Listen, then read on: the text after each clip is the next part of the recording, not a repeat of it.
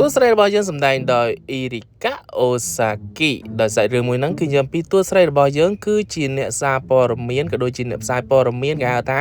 ព័ត៌មាន outdoor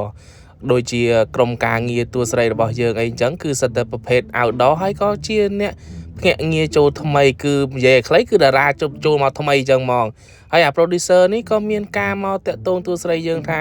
បើសិនជាចង់ឲ្យល្បីឈ្មោះគឺមានផ្លូវកាត់សម្រាប់តួស្រីយើងក៏ដូចជាមិត្តភក្តិតួស្រីយើងទាំង3ហ្នឹងចឹងណាគឺមានការទៅណាត់ជួបជាមួយនឹងមនុស្សល្បីមួយចំនួនដែលវានឹងបានរៀបចំឲ្យទៅស្គាល់គ្នាដើម្បីចងសម្ព័ន្ធភាពមួយគ្នាចឹងទៅ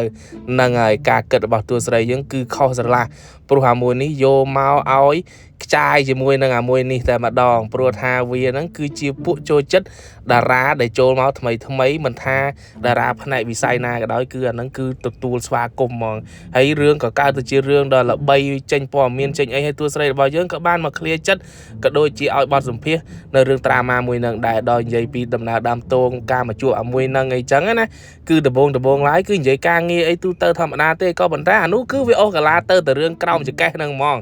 ដល់ទៅពេលនិយាយចុះនិយាយឡើងដំបងឡើយតួស្រីយើងក៏មានការបដិសេធអីខ្លះដែរអញ្ចឹងអានោះក៏មានការថាបើអញ្ចឹងមិនអីទេដូរមនុស្សក៏បានដែរតួស្រីយើងគឺថាជ្រុលក្បាលចកោតហើយសាកមកក្តារសិនទៅនេះដល់អញ្ចឹងមានអីខ្ចាយលើខ្ចាយរាប់សិបត្រួតញាក់សាច់ហ្មងចង់និយាយថាសាហាវលើសាហាវហ្មងអញ្ចឹងណានឹងគឺជារឿងគ្រប់យ៉ាងទាំងអស់ដែលតួស្រីយើងបានរៀបរាប់ប្រាប់ដល់អ្នកសម្ភាសព័ត៌មាននេះខ្លួនឯងជាអ្នកព័ត៌មានហើយមកផ្ដល់ព័ត៌មានឲ្យអ្នកព័ត៌មានដូចគ្នានេះ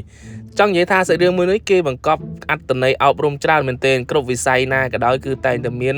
រឿងខ្មៅងឹតពីក្រោយដែរជារឿងឈឺចាប់របស់មនុស្សម្នាក់ជានិច្ចណែទប់តែមួយឃ្លីបនេះឯងដែលមានប្រយោជន៍ញាក់សាច់របស់គេតែហ្មងតែគោលដៅរបស់យើងគឺខ្ចាយលើខ្ចាយអសពស្វាយគឺជាលេខកុំភ្លេចចុចមើលហើយបញ្ចូលចិត្តកុំភ្លេចចុច like ចុច follow ផងតួស្រី